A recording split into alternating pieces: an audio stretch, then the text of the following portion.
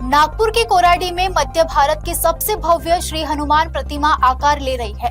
भाजपा प्रदेश अध्यक्ष चंद्रशेखर बावनकुले ने निर्माण स्थल का दौरा कर काम की प्रगति का जायजा लिया और इसे नागपुर के गौरव से जोड़ा ऐतिहासिक प्रकल्प बताया। नागपुर जिले के कोराडी स्थित श्री महालक्ष्मी जगदम्बा संस्थान परिसर में विशाल श्री हनुमान प्रतिमा का निर्माण तेजी से जारी है। भाजपा प्रदेश अध्यक्ष चंद्रशेखर बावनकुले ने अधिकारियों और परियोजना से जुड़े विशेषज्ञों के साथ निर्माण कार्य का निरीक्षण किया। इस प्रतिमा की कुल ऊंचाई फाउंडेशन सहित 206 फीट होगी, जबकि प्रतिमा की वास्तविक ऊंचाई 162 फीट रखी गई है। भगवान हनुमान की शक्ति और पराक्रम का प्रतीक 75 फीट ऊंची गदा भी इस परियोजना का प्रमुख आकर्षण होगा। श्रद्धा, अध्यात्म और आधुनिक स्थापत्य कला के संगम से तैयार हो रहा यह प्रकल्प आने वाले समय में नागपुर की नई पहचान बनने जा रहा है। मध्य भारतातली 206 फूट उंच असलेली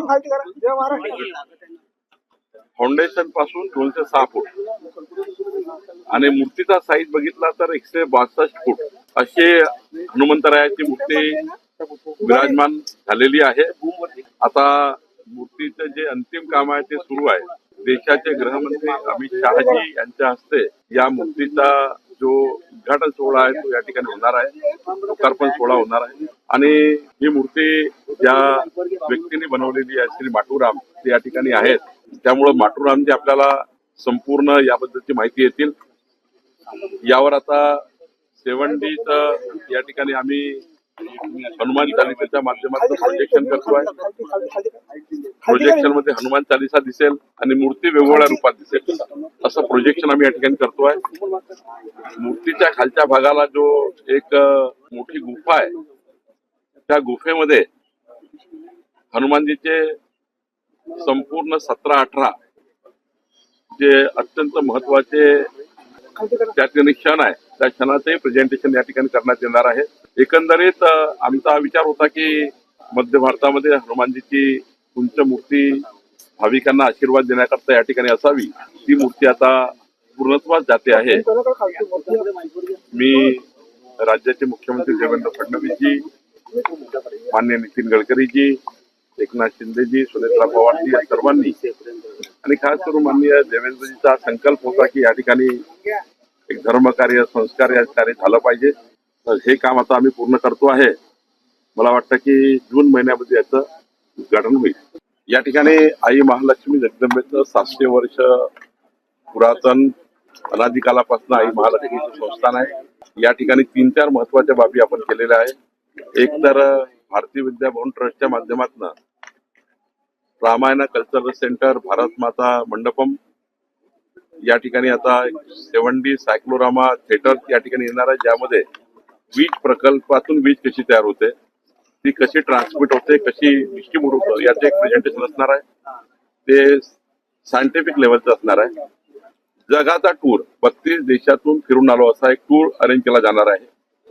या ठिकाणी ऍडव्हेंचर पार्क होत आहे, चिल्ड्रन किड झोन होत आहे, बोटिंगचा एक मोठा प्रकल्प आम्ही सुरू करतोय, एक हाऊस बोट या ठिकाणी करण्याचा विचार करतोय, रेस्टॉरंट बोट तयार करण्याचा विचार करतोय, 350 एकरचा तलाव आहे। एवढंच नाही, एक स्किल युनिव्हर्सिटी 500 मुलांना residential school university, skill university म्हणजे मुलांना जगातलं सर्वात चांगलं प्रशिक्षण देणे, ऍडव्हान्स प्रशिक्षण देणे आणि जॉब क्रिएशन करता सेंटर बनवणे हे सुद्धा आम्ही या ठिकाणी करतोय। 500 मुलामुलींचं हॉस्टेल आम्ही या ठिकाणी बांधतोय। आमचे या ठिकाणी अजून त्या ठिकाणी महत्वाचे प्रकल्प आहेत।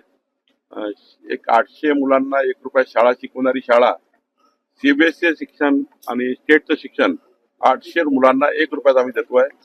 असे अनेक प्रकल्प आपण बघितलं असेल। आता राज्यस्तरीय कबड्डी स्पर्धा झाली, असे स्पोर्ट असतील, हेल्थ असेल, आरोग्य असेल, शिक्षण असेल, स्किल युनिव्हर्सिटी असेल।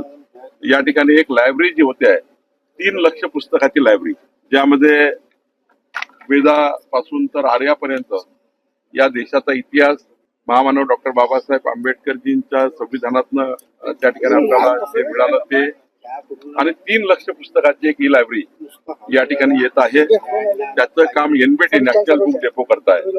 त्यामुळे इकडे ई लायब्ररीच्या माध्यमातून एज्युकेशन, स्किल युनिव्हर्सिटीच्या माध्यमातून स्किल, हेल्थच्या माध्यमातून मोठ्या प्रमाणावर या ठिकाणी कॅम्प आणि एज्युकेशनच्या माध्यमातून आम्ही आख्या मुलांना शाळा आणि पुढच्या काळामध्ये एक अनाथालय आणि वृद्धाश्रम या ठिकाणी व्हावं ही योजना आमची आहे। निरीक्षण के दौरान जिलाधिकारी कुमार आशीर्वाद, अधीक्षक अभियंता प्रशांत भांडारकर और परियोजना सलाहकार अविनाश नवरकर समेत कई अधिकारी मौजूद रहे।